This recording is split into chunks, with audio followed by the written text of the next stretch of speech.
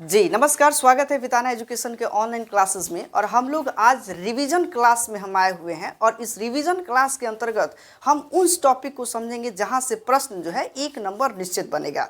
विशेष तौर पे हम लोग देखेंगे कि हालांकि ये सब बेसिक टॉपिक है, ये जनरली हम लोग बचपन से ही याद करते आते हैं और उसी से क्वेश्चन जनरली 1 से 2 नंबर पूछे जाते हैं। मतलब समझिए कि किसी भी प्रतियोगी परीक्षा में अगर हम बैठते हैं तो 50 से 60 नंबर ऐसे होते हैं जो एकदम बेसिक पूछे जाते हैं, जिसमें जनरली सबको पता होना चाहिए। और इसमें जो 40 अंक जो होते हैं वो सबके लिए हार्ड होता है। तो जो हार्ड होता है वो सबके लिए होगा और उसी में जो अच्छा कर जाएंगे बेसिक और हार्ड वाला, उन्हीं का रिजल्ट बनता है। तो हमें सबसे पहले बेसिक को तो ठीक कर लेना चाहिए, यानी 60 नंबर जो बनते हैं वो ठीक कर लेते हैं। तो इसमें हमने आज का जो टॉपिक लेके चले हैं, विशेष तौर पर किन देशों का उपनाम क्या है, ये उपनाम और उसका स्थान क्या है वो समझेंगे। और दूसरा समझेंगे कि कौन सा ऐसा भारत में पर्यटन स्थल है जो कहाँ पर अवस्थित है। यहाँ से 1 नंबर निश्चित पूछे जाते हैं। विशेष तौर पे देखिएगा कि स्थल और उसकी अवस्थितियाँ पूछता है। इस तरीके से एक तिथि जरूर पूछता है जिसमें दिवस होता है।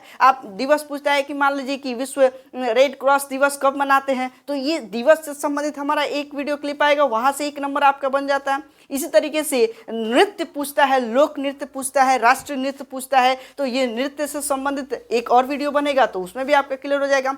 फिलहाल हम इसको देखते हैं जिसमें आप देखेंगे उपनाम और स्थान। एक एक करके हम लोग समझते चलेंगे और याद करते चलेंगे। जनरली क्या होगा कि हम लोग किताबों में तो बहुत सारे देखे हैं, लेकिन जब एग्जाम का टाइम नज़दीक आता है तो वो रिवीजन नहीं हो पाता है। तो उसी को रिवीजन के लिए हम ये क्लास लेकर चले हैं। चलिए शुरू करते हैं। सबसे पहले आपसे पूछेंगे, दिमाग में रिकॉल करिएगा, भारत का बगीचा किसे कहेंगे, तो बेंगलुरु को कहेंगे। भारत का बगीचा किसे कहेंगे, बेंगलुरु को कहेंगे। भारत का बगीचा जो है वो बेंगलुरु को कहेंगे। विशेष तौर पे भारत का बगीचा किसको कहेंगे, बेंगलुरु को कहेंगे। 3-4 बार सुनिएगा तो निश्चित याद हो जाएगा।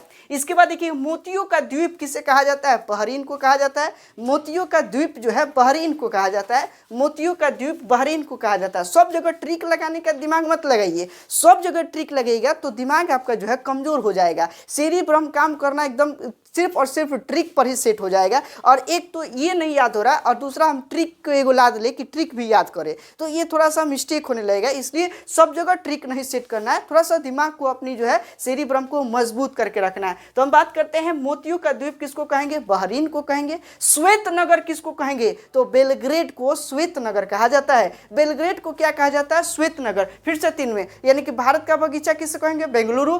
मोतियों का द्वीप किसे कहेंगे, तो बहरीन को कहेंगे। मोतियों का द्वीप बहरीन, श्वेत नगर बेलग्रेड को, श्वेत नगर बेलग्रेड को। ये 3 आपका याद हो गया, बेंगलुरु, बहरीन और बेलग्रेड। बेंगलुरु, बहरीन और बेलग्रेड। तो बेंगलुरु जो है आपका भारत का बगीचा हो गया। मोतियों का द्वीप किसे कहेंगे, बहरीन को कहेंगे, ठीक है सर। श्वेत नगर बेलग्रेड को। और इसके बाद विश्व की जन्नत पेरिस को कहा जाता है। विश्व की जन्नत, जन्नत मतलब स्वर्ग होता है। अंग्रेजी अगर में दे दे कि हु इज, अंग्रेजी में कह दे कि हेवल्स ऑफ जो है आपका हेवल्स ऑफ द वर्ल्ड, तो वो हो जाएगा हमारा, क्या हो जाएगा, ये पेरिस ही हो जाएगा। तो विश्व का जन्नत किसे कहेंगे, तो पेरिस कहेंगे। पैराडाइज ऑफ वर्ल्ड किसको कहेंगे, तो पेरिस को कहेंगे, यानी फ्रांस। इसके बाद आते हैं, पवन चक्कियों की भूमि नीदरलैंड को कहा जाता है। पवन चक्कियों की भूमि किसे कहेंगे, नीदरलैंड को कहते हैं। पवन चक्कियों की भूमि नीदरलैंड को कहते हैं। उसी तरीके से हिंद महासागर का मोती, यानी हिंद महासागर आपको पता होगा कि कहाँ पर है, तो विशेष रूप से भारत के निचला क्षेत्र जो हम देखते हैं, यहाँ पर इधर अरब सागर है और इधर बंगाल की खाड़ी है और नीचे क्या है, हिंद महासागर है। और इसी हिंद महासागर में एगो मोती की तरह एगो देश दिखाई देता है, इसी को क्या कहते हैं, श्रीलंका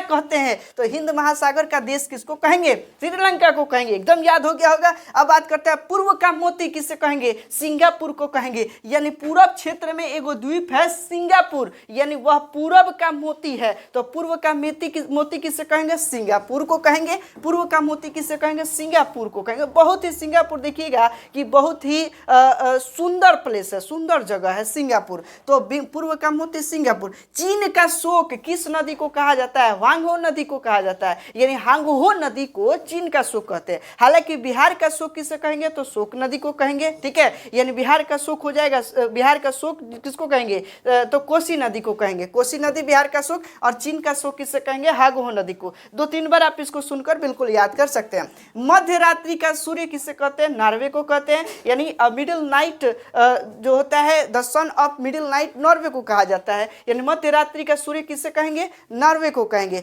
हॉली लैंड यानी स्वतंत्र भूमि, हॉली लैंड किसको कहेंगे, यरूशलेम को कहेंगे, और जहां पर यह किससे संबंधित है तो यीशु मसीह से संबंधित है, यीशु मसीह से संबंधित यह प्लेस है यरूशलेम, जिसको हॉली लैंड कहते हैं। नील नदी के देन किसको कहेंगे, मिस्र को कहेंगे, यानी नील नदी के किनारे जो बसा हुआ देश है वह मिस्र है, तो नील नदी की देन किसे कहेंगे, मिस्र को कहेंगे, ये याद होगा। हॉली लैंड किसे कहेंगे, यरूशलेम को। चीन का शोक किसको कहेंगे, ह्वांगहो नदी। पूर्व का मोती सिंगापुर, और वही हिंद महासागर की मोती ये हो जाएगा श्रीलंका। पवन चक्कियों की भूमि नीदरलैंड को कहेंगे। विश्व की जन्नत किसे कहेंगे तो पेरिस को कहेंगे। वही श्वेत नगर बेलग्रेड, और मोतियों का द्वीप जो है बहरीन, और वही भारत का बगीचा जो है बेंगलुरु हो जाएगा।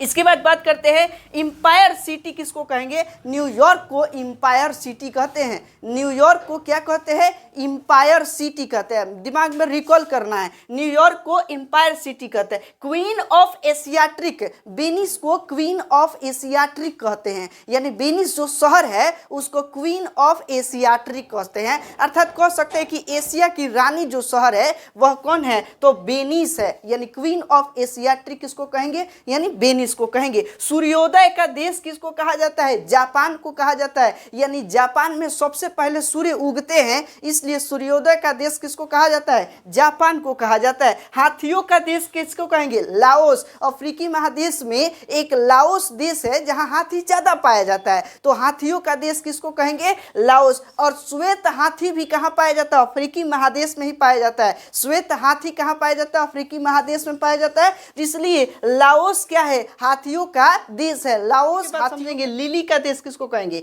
कनाडा को कहेंगे। लिली का देश किसे कहेंगे, कनाडा को, यानी लिली का देश जो है कनाडा को कहेंगे। वही आप देखिएगा कि भारत में एक चमोली घाटी है जो उत्तराखंड में पड़ता है, तो यहाँ से पूछता है कि भारत में फूलों का देश की, फूलों का स्टेट किसको कहेंगे तो फूलों का जगह जो है चमोली घाटी हो गया, जो कहाँ पर अवस्थित है तो उत्तराखंड में। तो यही लिली का देश किसको कहेंगे, कनाडा को कहेंगे। यहाँ लिली फूल जो होता है ना अधिक मात्रा में पाया जाता है, दैट्स वाई हम इसको कहते हैं लिली का देश कहाँ है तो कनाडा को कहा जाता है। इसके बाद देखिएगा कि संसार का छत पामीर का पठार, पामीर का पठार जो ना पर्वत जो है वो झुका हुआ है, तो इसलिए संसार का छत किसको कहेंगे, पामीर का पठार को संसार का छत कहा जाता है। यहाँ ध्यान रखना है, संसार का छत किसको कहेंगे, पामीर के पठार को कहेंगे। वही आप देखेंगे साउथ ऑफ ब्रिटेन, यानी ब्रिटेन का दक्षिण किसको कहेंगे, न्यूजीलैंड को कहेंगे। साउथ ऑफ ब्रिटेन न्यूजीलैंड को कहते हैं, साउथ ऑफ ब्रिटेन न्यूजीलैंड को कहेंगे। आंध्र महादेश किसको कहेंगे, अफ्रीका को कहेंगे। आंध्र महादेश अफ्रीका को कहेंगे, आंध्र महादेश अफ्रीका को कहेंगे। और यहाँ पर अफ्रीका में सबसे बड़ी मात्रा में हाथी पाई जाती है, श्वेत हाथी भी अफ्रीका में ही पाया जाता है, तो इसलिए आंध्र महादेश किसको कहेंगे, अफ्रीका को कहेंगे। स्वर्णिम पैगोडा का देश किसको कहेंगे, म्यांमार को स्वर्णिम पैगोडा का देश कहा जाता है, म्यांमार को स्वर्णिम पैगोडा का देश कहा जाता है। चीनी का कटोरा किसको कहेंगे, क्यूबा को कहेंगे। ये जनरली सब बेसिक चीज है, ये चीज आपको केवल ठीक रखना है। ये समझिए किसी प्रतियोगी परीक्षा में 60 अंक के लिए तैयारी चल रहा है, जिसमें एक एक नंबर हमारा यहीं से लीड होते चला जाएगा। चीनी का कटोरा किसको कहेंगे, क्यूबा को कहेंगे। गगनचुंबी इमारतों का नगर न्यूयॉर्क को कहेंगे। न्यूयॉर्क में बड़े बड़े इमारतें, बड़ी बड़ी बिल्डिंग हैं, तो वहां पर कहा जाता है कि गगनचुंबी इमारतों का नगर किसको कहेंगे तो न्यूयॉर्क को कहा जाता है। अब इसके बाद एक बार और रिकॉल करते फटाफट में, तो सबसे पहले बेंगलुरु, बहरीन, बेलग्रेड याद रखना है। भारत का बगीचा बेंगलुरु को कहते हैं, मोतियों का द्वीप बहरीन को कहेंगे। इसी तरीके से हम बात करते हैं श्वेत नगर बेलग्रेड को, दिमाग में रिकॉल करना। विश्व की जन्नत पेरिस को कहेंगे। पवन चक्कियों की भूमि जो है नीदरलैंड को कहते हैं। हिंद महासागर का द्वीप श्रीलंका को कहेंगे। पूर्व की मोती सिंगापुर। चीन का शोक ह्वांगहो नदी। बिहार का शोक कोसी नदी। इस तरीके से आप बात करते हैं मध्य रात्रि का सूर्य नॉर्वे, हॉलीलैंड, यरूशलेम। इस तरीके से नील नदी की देन किसको कहेंगे, मिस्र को कहेंगे। इंपायर सिटी किसको कहेंगे, न्यूयॉर्क को कहेंगे। क्वीन ऑफ एशियाट्रिक वेनिस को कहेंगे। सूर्योदय का देश जापान को कहते हैं। हाथियों लाओ का देश किसको कहेंगे? लाओस अफ्रीका में पाया जाता है। लिली का देश किसको कहेंगे? कनाडा। संसार का छत पामीर का पठार, south of Britain, New Zealand, Andhra महादेश अफ्रीका। स्वर्णिम पैगोडा का देश जो है म्यांमार को कहते हैं। चीनी का कटोरा क्यूबा को कहेंगे। वही गगनचुंबी इमारतों का नगर जो है न्यूयॉर्क को कहेंगे। ये एकदम आपको याद हो गया होगा। अब बात करते हैं भारत में पर्यटन स्थल और उसकी अवस्थिति, यानी भारत में कौन कौन से ऐसे पर्यटन स्थल है, कहां पर पड़ता है, यहां से एक नंबर आने की संभावना रहती है। जनरली हम बात करते हैं गेटवे ऑफ इंडिया कहां है, तो मुंबई में। देखिए इंडिया गेट अलग है, गेटवे ऑफ इंडिया अलग है, तो गेटवे ऑफ इंडिया जो है मुंबई में स्थित है। वही जिम कॉर्बेट पार्क कई बार एग्जाम में आया है, नैनीताल में है। जिम कॉर्बेट पार्क उत्तराखंड के नैनीताल में है। अगर नैनीताल ना हो, स्टेट पूछ दे तो आपको मारना है उत्तराखंड, एकदम दिमाग में रखना है। ये कई बार एग्जाम, रेलवे के एग्जाम में आया हुआ है। जिम कॉर्बेट पार्क कहां पर स्थित है। इसके बाद देखते हैं इंडिया गेट कहां है, दिल्ली में। राष्ट्रपति भवन कहां स्थित है, दिल्ली में। स्वर्ण मंदिर कहां स्थित है, तो अमृतसर में। स्वर्ण मंदिर कहां स्थित है, अमृतसर में। जनरली 50% आपको याद होगा, लेकिन उसको रिकॉल कर दीजिए ताकि कंफ्यूज एग्जाम में ना हो। इसके बाद बात करते हैं विक्टोरिया मेमोरियल कहां स्थित है, कोलकाता में, यानी विक्टोरिया तारामंडल, यानी ये भी देख सकते हैं कि वहां पर मेमोरियल जो है वो बड़ा है। सबसे बड़ा तारामंडल विक्टोरिया तारामंडल ही है, जो कहां पर स्थित है, कोलकाता में स्थित है। इसके बाद बात करते हैं अलाई दरवाजा, अलाउद्दीन खिलजी ने बनवाया, कहां पर, दिल्ली में। तो अलाई दरवाजा कहां स्थित है, दिल्ली में। चार मीनार हैदराबाद में, चार मीनार हैदराबाद में,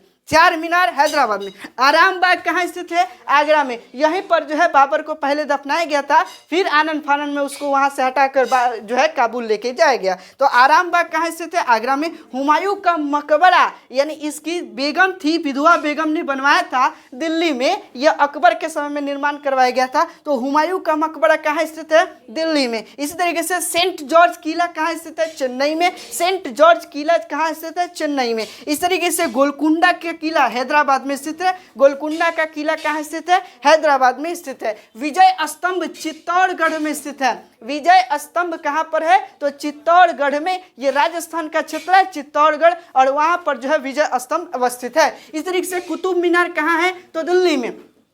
कुतुब मीनार कहाँ है, दिल्ली में। इस तरीके से आगे बात करते हैं सनसेट पॉइंट, यानी सूर्यास्त का जो जगह है वह है mount Abu. Mount Abu sunset point है, सूर्यास्त। अच्छा, सूर्योदय का जगह जापान को कहेंगे, जबकि सूर्यास्त का जगह किसको कहेंगे, माउंट आबू को कहेंगे। कोणार्क मंदिर कहाँ स्थित है, तो पुरी में। उड़ीसा के पुरी नामक स्थल पर कोणार्क मंदिर है। कोणार्क मंदिर कहाँ है, तो पुरी में है, ठीक है। इस तरीके से भरतपुर का किला कहाँ है, तो भरतपुर में। ये राजस्थान का क्षेत्र है भरतपुर, वहां पर भरतपुर का किला स्थित है। इस तरीके से हवा महल कहाँ है, जयपुर में। हवा महल कहाँ है, जयपुर में। देखिए कई बार एग्जाम में पूछा हुआ है कि निम्नलिखित में कौन सा महल जयपुर में है, और कई गो महल दे देगा, उसमें हवा महल आपको ध्यान में रखना है। इस तरीके से उमंद भवन कहाँ है, जोधपुर में। उमंद भवन जोधपुर में अवस्थित है। जामा मस्जिद दिल्ली में, जामा मस्जिद दिल्ली में। 2-3 बार सुनेंगे, एकदम याद हो जाएगा। मोती मस्जिद कहाँ है, तो आगरा में। देखिए मोती मस्जिद 2 गो है, एगो शाहजहां बनवाया था, एगो औरंगजेब बनवाए थे। तो मोती मस्जिद यदि आगरा में पूछे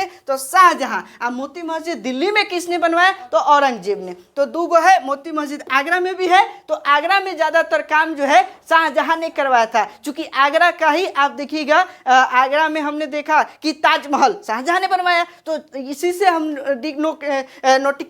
नोटिफाई कर सकते हैं कि मोती मस्जिद किसने बनवाया, तो शाहजहां ने आगरा में। और मोती मस्जिद दिल्ली में किसने बनवाया, तो औरंगजेब ने। हजरत वल मस्जिद कहाँ पर स्थित है, तो श्रीनगर में। हजरत वल मस्जिद श्रीनगर में स्थित है। हजरत वल मस्जिद श्रीनगर में स्थित है। हजरत वल मस्जिद श्रीनगर में स्थित है। जैन मंदिर कहाँ है, तो अजमेर में। जैन मंदिर अजमेर में। हालांकि जैन के क्षेत्र में सबसे ज्यादा विस्तार जो हुआ था उज्जैन क्षेत्र में हुआ था। जिस वक्त हमने महापद्यमनंद और चंद्रगुप्त मौर्य के बीच का जब युद्ध समझाए थे, तो उस समय आपने देखा होगा कि जैन को सबसे ज्यादा मानने वाले जो थे उज्जैन के लोग थे। तो यह था जैन मंदिर कहाँ स्थित है, अभी वर्तमान में अजमेर में स्थित है। लक्ष्मी नारायण मंदिर दिल्ली में स्थित है। प्रश्न आ जाए लक्ष्मी नारायण मंदिर कहाँ है, तो दिल्ली में है। मक्का मस्जिद कहाँ है भारत में, तो हैदराबाद में। मक्का मस्जिद, हम मक्का मदीना नहीं जाएंगे, वो अरब का क्षेत्र है। भारत में मक्का मस्जिद कहाँ है, तो हैदराबाद में। ध्यान रखना है, भारत में मक्का मस्जिद कहाँ है, तो हैदराबाद में। फतेहपुर सीकरी अकबर ने निर्माण करवाया था। फतेहपुर सीकरी आगरा में स्थित है। एक शहर का निर्माण आगरा में ही करवाया, फतेहपुर सीकरी। तो यह फतेहपुर सीकरी जो है कहाँ स्थित है, आगरा में। पुराना किला कहाँ है? दिल्ली में। पुराना किला कहाँ है? दिल्ली में। इस तरीके से जहांगीर महल, जहांगीरी महल भी कहते हैं, जो आगरा फोर्ट, फोर्ट मतलब महल कहते हैं, आगरे के किले में व्यवस्थित है जहांगीरी महल। तो जहांगीरी महल कहाँ है? आगरा फोर्ट में। और वही अकबर का मकबरा कहाँ स्थित है? सिकंदरा में। अकबर का मकबरा कहाँ है? सिकंदरा में। यानी अकबर की मृत्यु के बाद डेड बॉडी कहाँ दफनाया गया? तो सिकंदरा में दफनाया गया। और अकबर का किला कहाँ पर है? तो इलाहाबाद में है। अकबर का किला इलाहाबाद में। तो आई होप ये पूरा पॉइंट आपको समझ में आ गया होगा। निश्चित आपका 1 नंबर आ ही जाएगा। और ये वीडियो अगर आपको पसंद आता है तो वीडियो को लाइक करने में क्या जाता है, लाइक करिए और अपने दोस्तों के साथ शेयर करें। और कोई क्वेश्चन बनता है तो कमेंट जरूर करें। मिलते हैं अगले वीडियो के साथ। धन्यवाद। Thanks a lot.